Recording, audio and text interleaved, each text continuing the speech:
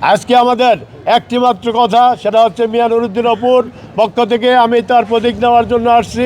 আমরা প্রতীক পেয়েছি এবং আগামীকাল থেকে ইনশাল্লাহ আমরা তার পক্ষে ভোট চাওয়ার জন্য ধানের শীষের সেই লক্ষ্যে আমরা কাজ করে এগিয়ে যাব এবং তাকে ভোটের মাধ্যমে ইনশাল্লাহ প্রমাণ করে দেব শরীয়তপুরে তিনি একমাত্র মিয়া নুরুদ্দিন অপু কিসের নেতা, কেমন নেতা, সেটা এই দেশের মানুষ প্রমাণ করে দেবে ইনশাআল্লাহ।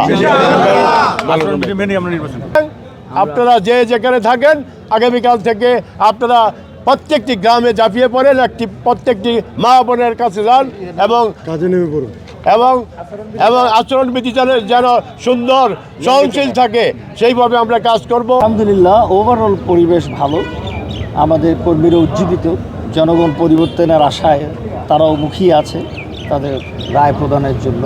সেদিক থেকে আমরা খুবই আশান্বিত, আমরা আশা করি ভালো ফলাফল হবে। কিন্তু বাস্তব ক্ষেত্রে কিছু সমস্যাও আছে, আমরা অনেকগুলো সমস্যা দেখছি। এর মধ্যে সবচেয়ে বড় সমস্যা হলো যে কালো টাকার প্রভাব এবং পেশি শক্তির একটা চর্চার চেষ্টা চলা হচ্ছে। সেটা আমি মনে করি যে কালার এক্সপার্ট এবং ডার্ক স্যাপ সমৃদ্ধ অরিক্স অ্যাডভান্স ডিটারজেন্ট পাউডার আপনার লন্ড্রি এক্সপার্ট পরিবেশকে বাধাগ্রস্ত করতে পারে। কোনো জায়গায় আমাদের কর্মীদেরকে তাদের কাজ করতে বাধা দেওয়া হচ্ছে, আবার সরকারের পক্ষ থেকে, প্রশাসনের পক্ষ থেকেও যে আচরণ করা হচ্ছে সেটা সবসময় ন্যায়নিষ্ঠ বলে মনে হচ্ছে না। প্রতীকবদ্ধ হয়েছে, আজকে পেয়েছি, সব কিছু যাচাই বাছাই পরে আজকের সমস্ত কার্যক্রম শেষ হলো। তো আমরা আজকে নয়, আগামী দিনে আমরা ইনশাল্লাহ প্রচার প্রচারণা যাব এবং সেখানে আমাদের যে নির্বাচনে যে বিধিমালা আছে, নিয়মকানুন, সে আচরণ মেনে আমরা কাজ করব। এবং সবচেয়ে বড় আমাদের চ্যালেঞ্জে, যেখানে বড় একটা দল ভোটে অংশগ্রহণ করতেছে না, সেখানে তাদেরকে ভোটারদেরকে উৎসাহ করা এবং তাদেরকে ভোট কেন্দ্রে আনা এবং ভোটের যে ষড়যন্ত্রের কথা আমরা বিভিন্ন জনমুখে শোনা যাচ্ছে, যে কোনো ষড়যন্ত্র এই ভোটারদেরকে নিয়ে সেটাকে রুখতে হবে এবং আমরা ইনশাল্লাহ মানুষ অনেক দিন যাবৎ তার আকাঙ্ক্ষিত প্রত্যাশিত প্রার্থীকে ভোট দিতে পারেননি। আমরা বিশ্বাস করি যে ভোটাররা তাদের প্রার্থীকে, যোগ্য প্রার্থীকে তারা যাচাই বাছাই করে ভোট দেবেন ইনশাল্লাহ।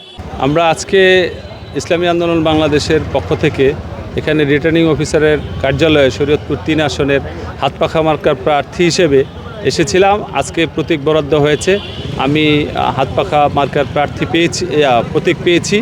এই প্রতীকে আগামীতে আমরা শরীয়তপুর 3 আসনে নির্বাচন করব।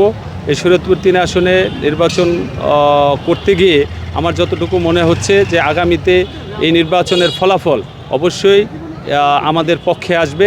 প্রার্থী তো কাজ করে অনুসারীদের নিয়ে, অনুসারীর প্রথম থেকেই একটা ভিত্তিতে থাকে। আর তাছাড়া আমাদের তো ট্রেন্ডটা আপনারা জানেন যে মানুষ প্রথমেই ভিত্তিতে থাকে যে আসলে একটা নির্বাচন হবে কি না, নির্বাচনটা আদৌ হবে কি না, প্রার্থী দাঁড়িয়ে থাকবে কি না, ইত্যাদি ইত্যাদি। এই আশঙ্কা দূর করাটা আরেকটা মহামুশকিলের ব্যাপার হয়ে যায়।